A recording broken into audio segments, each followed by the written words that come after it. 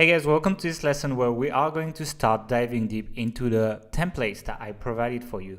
In this case, we are going to start looking at the broadcast templates. So these are the templates that you are going to send to your segmentation list to, make them do things like read blog posts, like go to webinars, read some affiliate promo or own product promo, or download a lead magnet so that they can actually do different things. And in this video, we are going to talk about the fresh content. When you release a new blog post, when you release a new video, a new podcast, or whatever free content you provide to your email list on your website, you are going to want to email these people. They are going to be sharing it. They are going to be dropping comments. They are going to be just enjoying being on your list and become more loyal. So it's really a good idea to email every time you have a blog post. And this email is really not rocket science. What is a little bit more rocket science is what you can do to follow up to make money out of this email. So emailing content doesn't seem like it's going to make you much money. Most of the time, you might maybe link to an affiliate product or you might have some ads on your content, but it's not going to make much money. But one thing you can do actually is use the retargeting sequence that we are going to talk about in the automation section to actually send an email to the people that actually go to the blog post that you email about a related product. And that actually generates some decent sales, some decent money, and that is how you monetize emailing blog posts. So I suggest, and I'm going to link to it, I suggest you go and check the retargeting sequence. It goes together with this fresh content broadcast. So let's look at the template right now. I have it opened in Google Docs, and there is the link to Google Docs. You cannot import broadcast campaigns inside ActiveCampaign, so you are gonna have to create your own template, but I'm actually gonna be customizing the template on my own ActiveCampaign right now, so I can explain it to you, and so I can show you how you should be customizing it, okay? So let's just create a new campaign here, like I would if I was emailing my list. I would pick a standard campaign. I'm gonna call it AAA because it's a demonstration. Then you will pick your list like we said. So I would pick my segmentation list if I was following the principle. Then you can see I actually have my my templates I actually made. So I will use this design, and here you would put your email subject. The email subject, as you will see in the Google Doc, is basically what's important is to put the new content into bracket here, because people tend to open more when you literally say this is going to be content.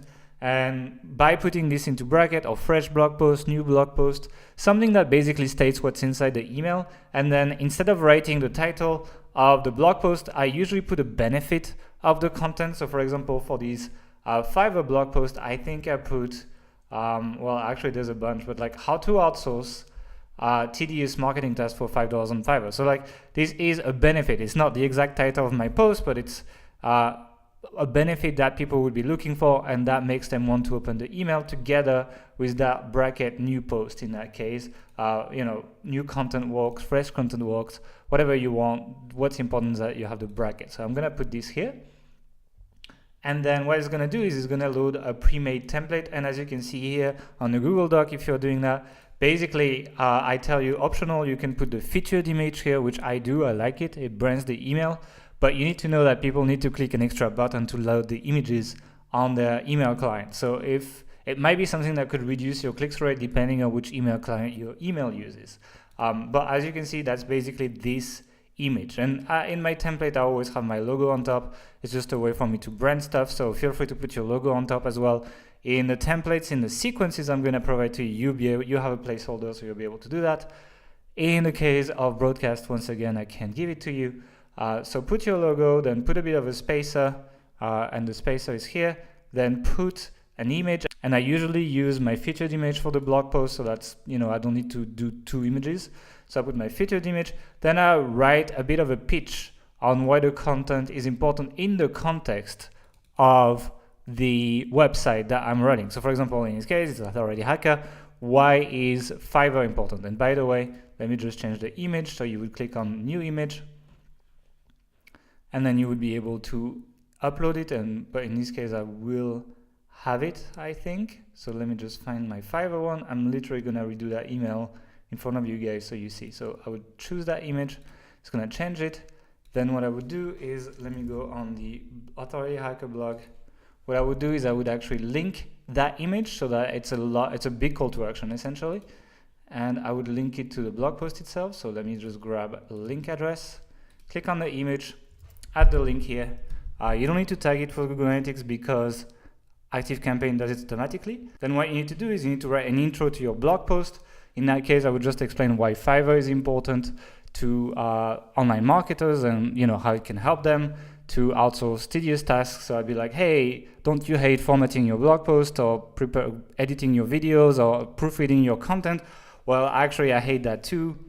And that's why I love Fiverr. Actually, I can hire people that help me do all these tasks for just $5.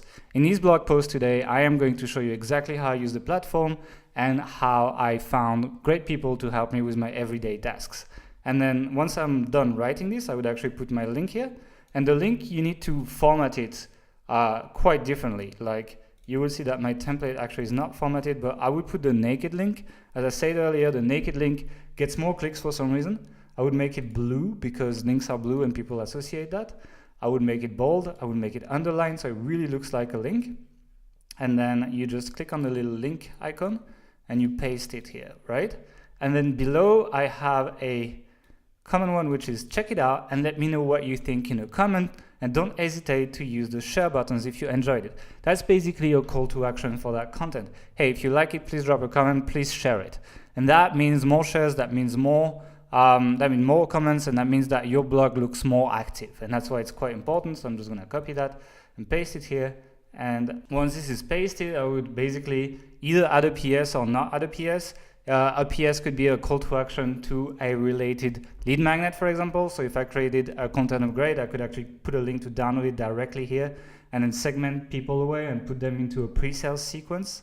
But that's basically it. I would probably not use a PS most of the time. It's really if I wanted to put another call to action or if I'm running a promo at the time. So if I'm running a discount on Authority Hacker Pro, for example, then I would probably remind people in the PS, by the way, I also run a promo right now. Check it out if you haven't checked it out yet. And that's a good way to drive some traffic to your offers from engaged people. And that's basically it. That's how you prepare one of these broadcast emails. That's how you email your new content to your followers. Then, as I showed in a broadcast video, you just go next. You make sure you track in Google Analytics and you send yourself a test email. And once you're ready, you can just send it. So that's basically it for that template. It's probably the simplest one. I'll see you guys in the next video for the next template.